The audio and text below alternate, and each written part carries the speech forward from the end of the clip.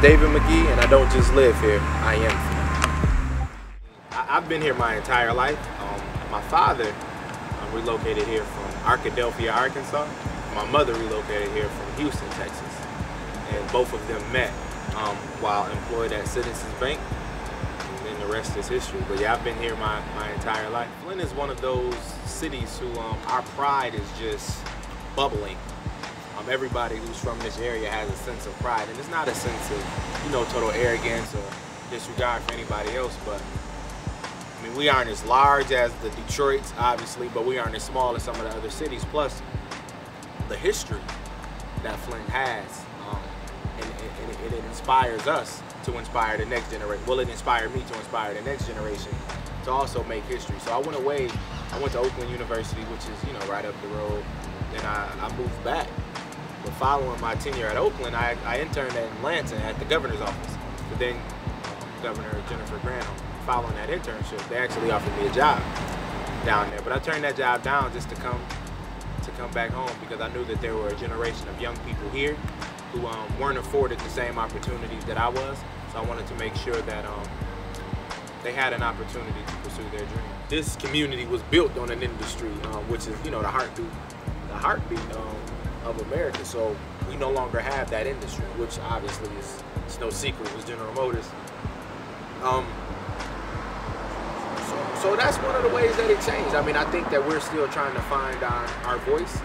Well, reclaim our voice. Let me just say that. Because for so long, the automotive industry was our voice, right? So I just believe we're at a point in time where our voice is muted, or we need a cough drop, we're sick. We're kind of hoarse at the moment, but slowly but surely I think that we're finding different ways to reclaim our voice, and that's one of the ways that Flint has changed. Population has actually declined, but I think that a lot of the ills that Flint's faced, I think that we faced them early enough to learn from them. So I don't believe that we are unique to any other community across this nation that's our same size. I just think that we've hit some of those issues first. So a lot of those other communities who may be thriving now may hit some of those same issues, and hopefully we can be a model of transformation, just like years ago we were a model of innovation.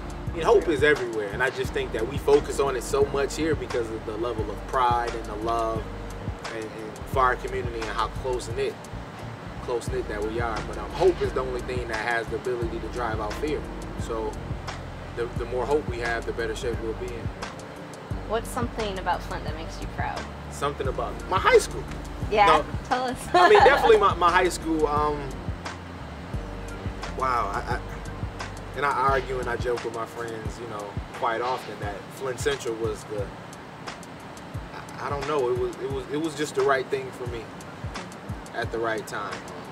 I played for Stan Gooch, who was a historic coach here at Flint Central, but I learned a lot right here. Right where I'm sitting on this stoop.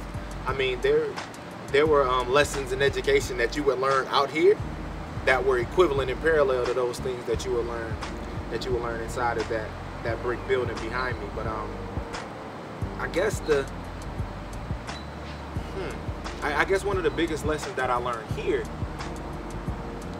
was that the world was waiting on me, right? So it wasn't a sense of, okay, David, you live in Flint, or okay, students, you go to Flint Central, so you have to occupy your time while you're here, you know, and try to graduate and go on to college, period. That wasn't the end of the story. I mean, they had a comma where most people would put a period, and here they really instilled in us that the world was truly waiting on us to do something, right? So it wasn't that we were just some characters in the world was truly waiting on us to do something that would not be done unless we took the initiative to do it. So that's one of the things that I've learned here, and I've been able to carry that with me. I serve as a program director at our local Big Brothers Big Sisters, where I facilitate our 100 Men 100 Boys program, which is a group mentoring program for boys who are on a waiting list waiting to be matched.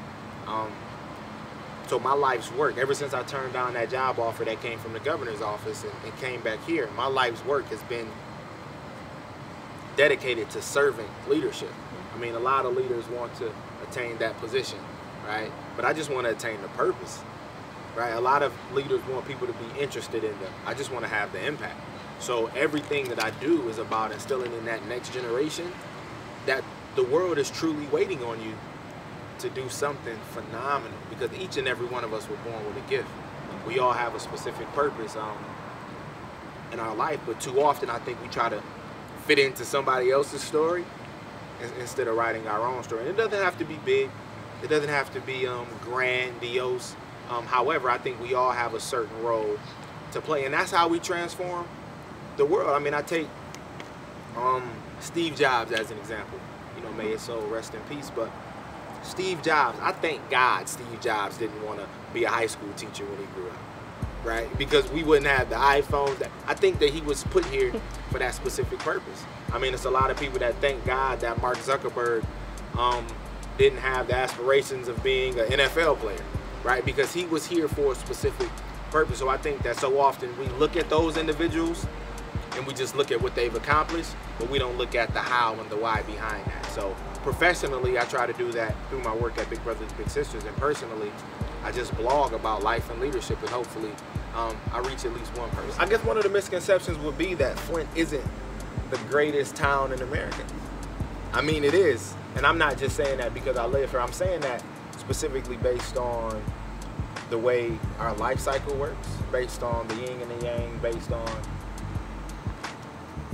just the natural possibilities that exist. I mean, there's no way on earth that Flint can be listed as the most dangerous city in America, but not also be the city that has the ability, the highest ability, if you will, to rebound, the highest ability, the highest level of aspirations for hope and achievement. I mean, if we are the most dangerous city, as people have categorized us as such, there are so many opportunities that lie just within that, right? Just within that. If we were the birthplace of General Motors and the brainchild of the community education model, there's a lot of hope and possibility that lies within that. So a lot of the stigma would be pointed towards Flint is a dying city, and Flint is a dangerous city, and Flint is an unattractive city. However, our history has been such as we've birthed models that have changed the world. So until we collectively grab back a hold of that, people will continue to have that stigma. My hope for Flint Central, honestly, I'm not one of those, even though I do believe this was the greatest high school that this city has ever seen, I'm not one hung up on pride and tradition to the point where I would let it affect the further movement of a community. So my hope for Flint Central in this building, in this institution, is for a decision to be made based on what's in the best interest of the people, period. If it was in the best interest of the people to close the building, let's close the building. Because our children are worth more than the building. I mean, we're preparing our children to go on and approach this world, where some of the issues that they'll face in the world will be larger than this structure. I mean, there's a famous engineer that often is quoted for, why build these cities glorious if man unbuilded goes, right? So if we focus on building great institutions and, oh my God, this building was so great, how could we ever close it? I think that we run the risk of putting more energy and effort into building a facility than into building individuals. But as far as public education now, I think that we're at a point in time in our nation's history where education is transforming. So we have to be open to that. Right? So when I was coming up, charter school wasn't as big of an issue. It wasn't as big of an option. Suburban schools, if you resided in the city, wasn't as big of an issue, wasn't as big of an option. But now individuals are transferring places where it's most convenient for them to play sports, or it's most convenient for them for several other things. So I think that education in and of itself is changing, and I think that the only reason public education is getting such a bad rap is because public education was the only form of education that was getting it right for so long, that had a tradition that was so strong. So when something new comes along, we're the only thing that the finger can be pointed at.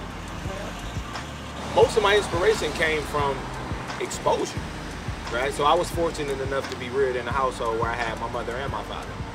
And it wasn't that I was any better than anybody. It wasn't that I was any smarter than anybody. It wasn't that we had more money than anybody. But my parents were intentional about exposing me to new things. So the more and more things they exposed me to, the more excited I got of the possibilities that were available to me, right? So a lot of our young people, they experience the same things. They just aren't exposed to certain things, which means that their window of opportunity, their window of possibility begins to shrink the older they get because they don't see anything.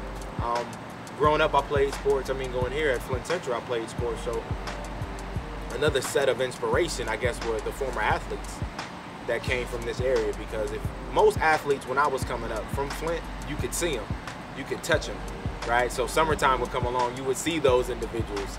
You could have a conversation with them. It wasn't like they were so distant from you. So when you can see something, you can think, you know what, hey, I can do that too.